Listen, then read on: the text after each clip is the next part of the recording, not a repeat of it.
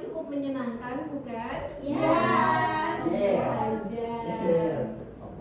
Sebelum kita mulai pembelajaran, yang kita lakukan pertama yaitu berdoa. Silakan Alfi dipimpin doanya. Duduk siap. Siap.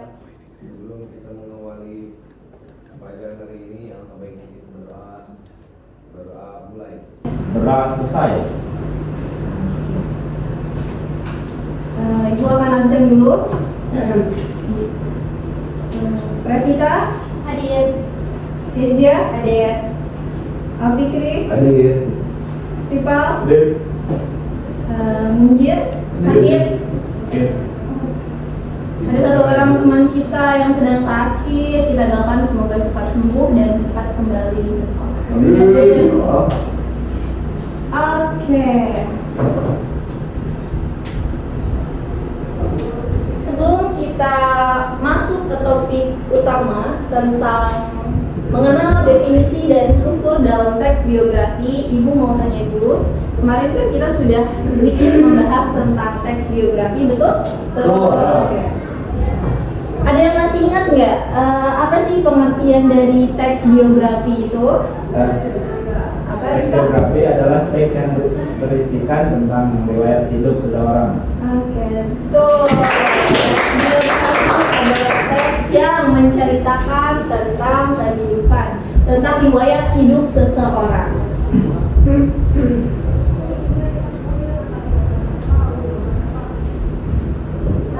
Oke, di sini definisi teks biografi menurut Kamus Besar Bahasa Indonesia yaitu teks biografi adalah teks yang berisikan tentang riwayat hidup seseorang yang dituliskan oleh orang lain. Kenapa dituliskan oleh orang lain? Karena kalau dituliskan oleh dirinya sendiri itu disebutnya bukan teks biografi, tapi teks autobiografi. Beda ya. Kalau teks biografi menceritakan riwayat hidup seseorang yang dituliskan oleh orang lain, sedangkan auto teks biografi diceritakan oleh dirinya sendiri. Yang kedua, teks biografi merupakan salah satu bentuk teks cerita ulang. Kemarin kan kita sudah menceritakan tentang, bukan menceritakan. Kita ambil contoh teks biografi tentang Insinyur Soekarno. Masih ingat? Masih. Siapa beliau? Dia presiden pertama kita. Presiden pertama kita, betul, sang proklamator. Beliau lahir di Surabaya tanggal 6 Juni 1961. Dari biografi Insinyur Soekarno bisa kita simak beliau bukan hanya seorang orator ulung, tapi dalam pidato-pidatonya beliau mencakup keseluruhan bangsa ini. Beliau bisa memimpin negara yang begitu besarnya dengan perjuangan yang sangat-sangat tidak mudah. Ada yang mau ditanyakan mungkin? Aku. Ya, Pravita? Tadi kan teks ulang bisa dikategorikan sebagai teks narasi. Kok bisa sih, Bu? Nah, teks cerita ulang bisa dikategorikan sebagai teks narasi. Pertanyaan yang bagus, Pravita. Mungkin berarti dari sini. Teks biografi merupakan salah satu bentuk teks cerita ulang. Kenapa bisa teks cerita ulang itu disebut teks narasi? Karena dalam teks cerita ulang itu juga menceritakan tentang peristiwa-peristiwa penting dengan sebenar-benarnya, sehingga pembaca ataupun pendengar dapat seolah-olah menyaksikan langsung peristiwa tersebut. Bisa dipahami? Mau tanya? Apa yang kalian ketahui tentang bagian-bagian dalam teks biografi? Ya, biasanya ada setting seperti tokoh, latar tempat, dan latar waktu. Nah, betul sekali.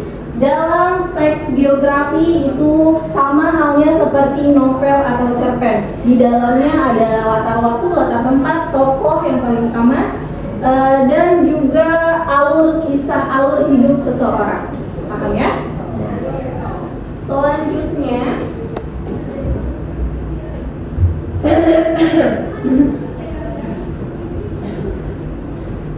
kita kita akan masuk ke dalam materi mengidentifikasi struktur teks biografi. Dalam struktur teks biografi itu ada 3 yang bisa kita singkat sebagai OKR, yaitu ada orientasi, kejadian-kejadian penting, dan reorientasi. Orientasi itu apa sih? Bisa simak di sini. Orientasi yaitu struktur teks biografi yang berisikan informasi mengenai latar belakang kisah atau peristiwa yang akan diceritakan. Selanjutnya untuk membantu pendengar atau pembaca. Nah, informasi yang dimaksud berkenaan dengan ihwal siapa, kapan, di mana, dan mengapa. Yang kedua ada kejadian-kejadian penting. Setelah orientasi, yaitu struktur yang kedua, kejadian-kejadian penting. Dalam kejadian-kejadian penting ini berisikan rangkaian peristiwa yang disusun secara kronologis, yang meliputi kejadian-kejadian utama yang dialami tokoh. Dan dalam bagian ini mungkin pula disertakan komentar-komentar pencerita pada beberapa bagian. Setelah itu ada reorientasi, yaitu berisikan komentar evaluatif atau pertanyaan simpulan mengenai rangkaian peristiwa yang telah diceritakan sebelumnya. Jadi kita udah nih mengorientasi bagian latar belakang tokoh tersebut, terus diceritakan kejadian-kejadian pentingnya, lalu setelah itu disimpulkan. Bisa dipahami? Bisa. Ibu akan kasih kalian sedikit tugas. Tugasnya berkelompok. Berarti dulu. Duduknya boleh saling berhadapan. Gimana? Ya gitu maksudnya. Oke. Udah gini aja kita Pak. Ya Bu. Ya nggak apa-apa. Nah, Sudah menerima tugasnya?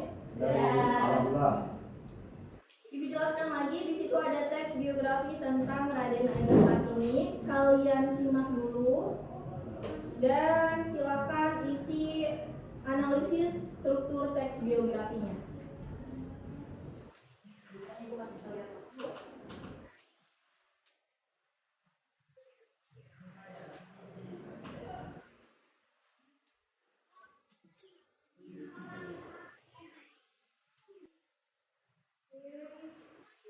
Boleh Bu ya? Boleh Bu. Orientasi ada di paragraf nomor 1 dan 2, betul.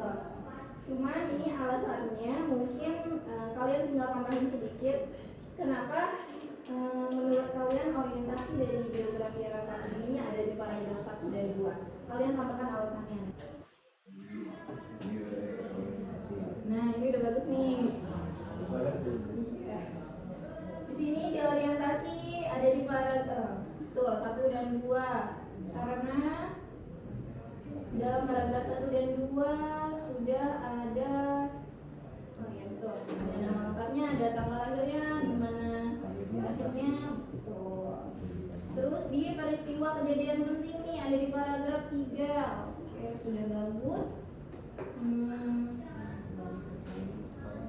Di orientasi ada di paragraf 4 dan 5. Oke, alasannya karena terdapat kesimpulan di paragraf 5 dan 4 ya. Bagus. Sebelumnya Ibu ada yang mau ditanyakan? Menurut kalian, mengapa struktur dalam teks biografi itu penting untuk membawa kita memahami cerita hidup seseorang? Ada yang bisa jawab? Saya Bu. Ya, Ovi? Karena jika struktur jelas, kita jadi bisa memahami cerita tersebut. Betul. Kalau strukturnya jelas, kita bisa memahami cerita tersebut itu tentang apa. Kalau misalkan strukturnya nggak jelas, nggak ada latar belakangnya, nggak ada latar waktu, atau misalkan kejadian-kejadian pentingnya, sebenarnya cerita itu menceritakan tentang siapa sih? Kita jadi nggak tahu kan? Ya, oke. Kita beri tepuk tangan untuk jawaban tadi. Tugasnya sudah selesai semua? Sudah. Ibu rasa kalian sudah cukup memahami ya, karena tadi Ibu melihat kekompakan dan pengerjaannya pun cukup bagus, jawaban-jawabannya juga relevan. Ada lagi yang mau bertanya? Sudah boleh cukup. Karena tidak ada lagi yang bertanya, mari kita tutup pembelajaran hari ini.